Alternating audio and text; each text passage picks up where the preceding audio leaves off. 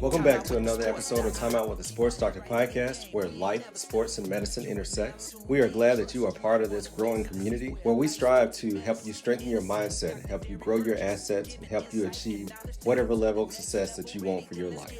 Go to our website at Dr.Derrick, thesportsdoctor.com, where you can find all the latest content, and you can also follow us on our social media channels. Now, let's get into this episode.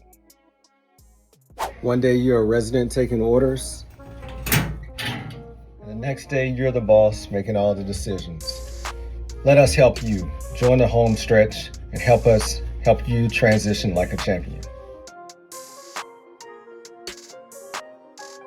Happy Memorial Day to everyone. Hopefully that you've had a great weekend and enjoying your day. At this point, I've officially been married now for 15 years, so happy anniversary, Maisha. Also, I want to start off by congratulating my middle child, Julia, on completion of elementary school. She had a very nice graduation ceremony from 5th grade. First time I witnessed one myself, but I'm very proud of her with all that she's accomplished in this last school year, really breaking one of the glass ceilings that I remember when I was at that age. Some of the limitations that I had for myself was being on the AB honor roll. Never could make all A's. But once I was able to achieve that milestone, it really changed my life forever. And that's something that she achieved during this last reporting period. And I'm very proud of her. And I want her to know that. I saw the effort put into making the A honor roll. And this is a year, as you know, we are just coming to the year point, the anniversary of job change, move to a new area, starting a new life in a new area. So for that, there's an adjustment for the kids. So everyone went to a new school, and being in 5th grade in elementary school where everyone else or many of the students have been there since kindergarten through 5th grade, that was a major adjustment. But she adjusted and excelled, so I'm very proud of the strides that you made this year. I'm very proud of the fact that you fought through adversity when the school year didn't start off the way that you wanted, going through adjusting to making new friends and ending the year on the A honor roll. Speaks volumes to work ethic, determination, and your ability to adjust to situations. So I'm very proud of you, and ended yesterday by saying, why didn't we move here earlier? Because I wanted to spend more time at that school. So for me, there's no stronger statement that can be made from a young child. So I'm very happy about that. I'm very happy about the achievements of all my children, but I wanted to highlight her because I know that when I was able to finally break through from going from being satisfied with being an AB student to achieving the A honor roll, I made one more B over the rest of my high school career. So I'm excited for the possibilities of what unleashing this new found strength really in her will turn out to be. So as I mentioned, 15 years of marriage. So we're currently celebrating our 15th anniversary. Man, how time flies. I've been able to witness long marriages, been able to witness my grandparents being married for 76 years. My parents now have been married for a little bit over 50 years. So even with that being said, you hear these long numbers and, you just kind of take them for granted. And you take for granted sometimes the day-to-day work that you have to put in to have a good marriage. Growing up in a 2-parent household, I felt I was still very clueless when I got married myself. So marriage has been a challenge, but very rewarding because it's truly you get from it what you put into it. And that was a lesson that I really had to learn. So I want to pay tribute and honor my wife, marriage, and just the entity of marriage today.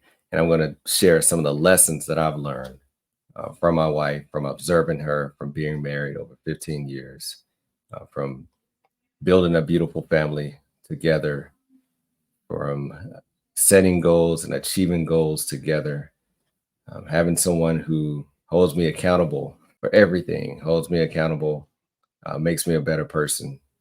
I'm very grateful to have you in my life. I'm very grateful for the impact that you made on me and for the mother that you are to my three children. Couldn't choose a better person to be with. So here we go. All right. So, one of the first lessons I learned from marriage or from being married was I'm not perfect. Did I think I was perfect? Not necessarily, but I thought I was a lot closer to being perfect than what I really am. And what I mean by that is prior to being married, I was a professional student, which protected me in many ways from the real world. So I went from high school to undergrad, from undergrad 4 years to medical school 4 years to, starting to enter into my residency training. And that's really when we met. But being a professional student meant I never had a real job, so to speak. So everybody knew that I didn't really have money. So I didn't get a lot of the questions and, hey, can you please loan me this? Can you please help me with this? And I was so focused on achieving the goal of being a doctor that I had blinders on. So I didn't really interact a lot with the issues or problems or things that other people had going on in their lives because I was so consumed with becoming a doctor. And that made me selfish in a way.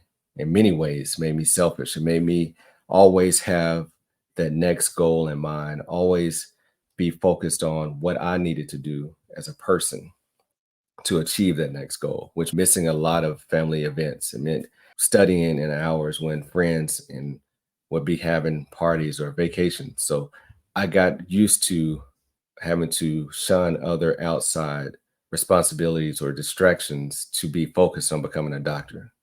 Now, if anyone's been married for one day, 50 years, whatever, you cannot do that in a marriage and it thrive. So one thing I learned is that, you have to be present. You have to give if you want to have a good marriage. You have to give that energy. You have to feed it. You have to nourish it.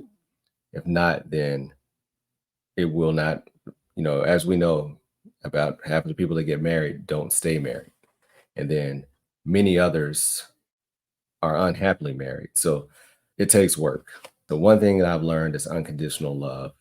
And that's something that my wife has shown me love, forgiveness, but really the willingness to be married, the willingness to love someone despite their faults, to love someone despite their shortcomings is something that I've learned. And my wife loves hard. I mean, she loves her family. She loves our children. She loves my family. She loves me. And it's really despite the shortcomings and despite the issues that we have, which is the way that God loves us, right? He loves us despite our shortcomings and despite the things that he knows is wrong with us, but he still loves us as his children. As healthcare providers, we spend a large portion of our lives focused on our training as well as taking care of other individuals. But I'm calling a timeout because life can change in an instant. We know it's difficult to fathom that a sudden illness, injury, or death could put you and your family in a devastating financial situation. But that's where Dr. Stephanie Pearson and her unique team of advisors at Pearson Ravitz come into play. They focus on empowering physicians like yourself to protect your most valuable asset, your income, and life's most important people, your family. So go to pearsonravitz.com to make sure that you are protected today. The other thing is sacrifice. Many times on this podcast, I'll talk about some of the things that I've gone through and some of the things I had to overcome. But what I never really shine a light on is how that affects everybody. So as I started off with talking about the move, my children have all been to now at least 3 schools, and the oldest is now in middle school. My son, who is the youngest, has been to 4 schools because we tried a different school for him. 4 schools by 3rd grade. I went to one school system my whole life, from K to graduation. So that's sacrifice. Thank God it's worked out well, but it's sacrifice for not only the kids, for my wife. One story I've never really told, or that, you're aware that the fact that I changed jobs during the first year of practice. But what you are not aware of is that my wife, who is a pediatric dentist, was in the process of opening her own practice. when we had to shift to move to start a new career. Did she have to do that? No. Did she choose to do that? Yes. Sacrifice, move forward. Currently, now she has her own dental practice. This opportunity comes up. The decision was made to move, but she continues to have her dental practice. Sacrificed, you know, children, giving up friends, giving up their comfort in many ways. But we've chosen to sacrifice, especially to make sacrifices for the greater good. So as I mentioned, didn't know really even the definition of sacrifice before being married because it was Derrick. And it was Derrick trying to achieve his dreams, Derrick trying to blaze a trail. In many ways, maybe it still is, but I'm learning and growing. And I have to definitely give her credit for teaching me and showing me what sacrifice means to be able to achieve a family goal or a family dream. So don't take it for granted when you see someone who's doing great things and achieving to another level. Someone is in their corner and someone is sacrificing right alongside them who deserves just as much credit as the person standing on the podium. And then loyalty, I would say, is the next thing. My wife is very loyal. She's very loyal to her family. She's very loyal to my family, to our family. She's very loyal to me. And that's something that cannot be taken for granted. I know without a doubt that she's always in my corner. I know that she always has my back and she always wants the best for me. Now, at the same time, she's going to challenge me and push me, which is very important as well. Many of the goals that I've achieved, I probably would have shied away from them if I did not have her behind me, pushing me towards it. Even in this current situation, I'll say, well, we have this going on, that going on. And she will always tell me, if it's something you want to do, then go for it. We'll figure it out. Many times it's a we'll figure it out type decision, which I feel that everybody needs someone like that. We're able to do that about family matters. We're able to do that about business matters. We joke because if we have a opportunity, especially that costs a lot, when it comes down to decision making, I want her to give me a little pushback. And we laugh and joke. And I say, okay, now that you're giving me a little pushback, I'm even more sure that this is something that we need to do because we check and balance each other very well. I'm going to get the big picture, but she's going to get really deep in the details. She's going to evaluate every part of every situation. And that's important because sometimes I'm going to just look at it and say, this is a good opportunity because I think this will make an impact or whatever. And she will crunch the numbers. She will evaluate every little thing, and then we can make a better decision. So having someone that agrees with you might be nice, but having someone that challenges you and pushes you, I think is very important as well to be able to really be the best version of you. And she completes that for me. So I just wanted to do that in order to kind of share a little bit of our background, but also to pay tribute to what we built over 15 years. It's hard to believe that it's been 15 years, but time flies. Now we have a 13-year-old, soon to have an 11-year-old, have a 9-year-old. Life is moving quickly, and I'm glad to do it with Maisha. I'm glad to do it with you. Thank you for everything that you've done to make me a better person. Hopefully, I can continue to make you a better person as well. Also, over the next month, as you know, I've been talking about the seminar that's coming up. It will launch next week, the home stretch.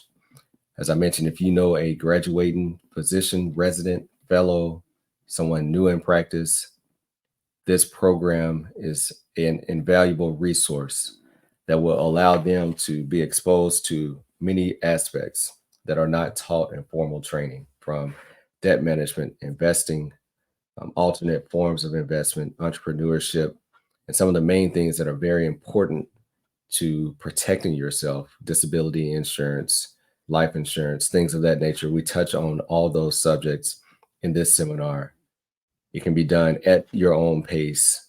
The videos will come to your inbox. There will also be separate Q&A sessions where you can come on live with me to actually pick my brain, to present different situations, and we can discuss them. So this is something I wish I had 10, 12 years ago when I was finishing practice. And I want to make it available because I know this is a very difficult time to be able to practice medicine. It's a very difficult time to be starting with so many rule changes, and the world is just different after COVID. So the information is in the show notes. Make sure you share it with someone else. Make sure you stay tuned. As I go through this process, we're always evolving. The podcast has now been 3 years in the making. I don't know what the next 3 years will look like, but we will continue to learn and grow, continue to try to give you information to help you strengthen your mindset, grow your assets, and help you achieve whatever level of success that you want to achieve in your life. Be blessed. Thank you for continuing to support this podcast. If you enjoyed this episode, then please leave a 5-star review. And if you haven't done so, subscribe so you continue to get the updated episodes. Until later, peace. Time out with the sports doctor. Keep our head right in the game. We ain't never stopping. You are now tuned in. Trust you don't want to miss. This is where life, sports, and medicine.